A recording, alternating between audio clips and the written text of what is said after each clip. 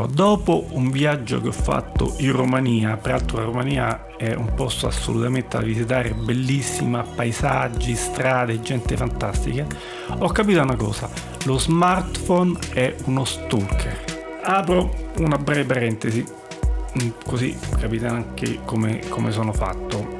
Io, per conservare il ricordo dei posti, per ricordarmeli per davvero, per vivere l'atmosfera di quel posto, faccio dei piccoli scarabocchi su un pezzo di carta. E questi per me sono dei ricordi personali, unici, che mi ricordano effettivamente il posto che ho visto. Ed anche questi video che faccio su YouTube, come ho anche detto in altre occasioni, non è per smania di apparire, per poter diventare un potenziale youtuber. Queste sono cose che io faccio più per me che per chi guarda. Come ho anche scritto nella presentazione, questo è un diario aperto al pubblico. Torniamo allo smartphone. Durante questo viaggio ho capito una cosa: che lo smartphone, benché sia un aiuto come navigatore, come traduttore, è un guinzaglio invisibile. Ossia, vai al ristorante, QR code a posto del menu, ti orienti su un posto nuovo, devi usare Google Maps. Però questa cosa che significa? Che Maps sa dove sei, e se sa dove sei ti vende qualche cosa. Quindi ogni volta che passi davanti a un bar, un ristorante, una qualsiasi attività commerciale, il telefono ti chiede una recensione, oppure ti propone un biglietto, oppure per il solo fatto di aver cambiato città ti propone una stanza, un albergo, qualche cosa per qualche posto per dormire. Quindi ogni movimento, ogni gesto è trasformato in un dato. E quello che mi ha dato fastidio, ma ripeto, come sensazione, è stata quella non di essere un viaggiatore, ma quello di essere considerato da queste cose un consumatore in viaggio, che è un passaggio differente. Poi un'altra cosa che ho notato è stata un po' quella di come sono costruite i nuovi sobborghi delle città. Tant'è che, se fate caso, può essere Roma, come può essere Bucarest, come arrivate prima della città c'è sempre un grosso centro commerciale con le stesse marche, e ovunque ti trovi, in Italia, in Germania, in Inghilterra, tutto uguale, tutto una globalizzazione che toglie veramente la fantasia, la gioia di viaggiare, e trovi gli stessi loghi, le stesse offerte.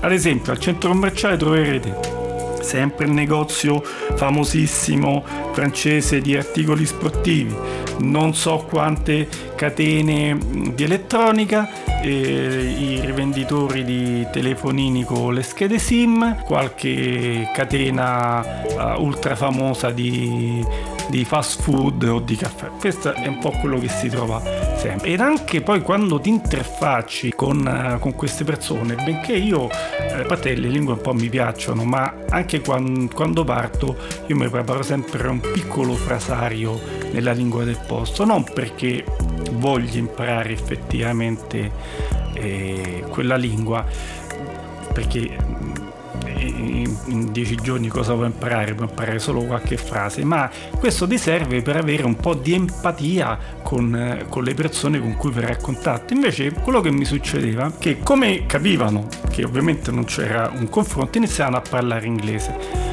Ok, va bene questo inglese basico, va bene per capirsi, ma sostanzialmente è incapace di creare un vero scambio, perché se alla fine ci si accorda su una lingua dove poi le chiacchiere spontanee non nascono storie personali, ma la cosa si limita alla mera transazione, comprare, chiedere e pagare, non mi dà quella cosa. Voglio fare un esempio. Quando sono stato in Turchia, dove in alcune zone è poco praticato l'inglese, mi sono arrangiato con Google Traduttore, questo sì, quindi è stato un merito della tecnologia. Però benché saremmo stati 20 minuti per scambiare 5 o 6 frasi, si è ricreato una volontà di capirsi, cosa che invece con questo appiattimento manca completamente. Torno a dire, io viaggio da solo, cerco un po' anche l'autenticità, e invece questa tecnologia in qualche modo ti spinge continuamente verso il consumo, verso una visione massificata del luogo visitato, e alla fine ti propone caselle da smarcare senza lasciare nulla da scoprire, nulla all'imprevisto. È così molto, molto piatta come cosa. Allora io mi chiedo, è questo il mondo che ci meritiamo, o questo è il prezzo da pagare per una presunta comodità?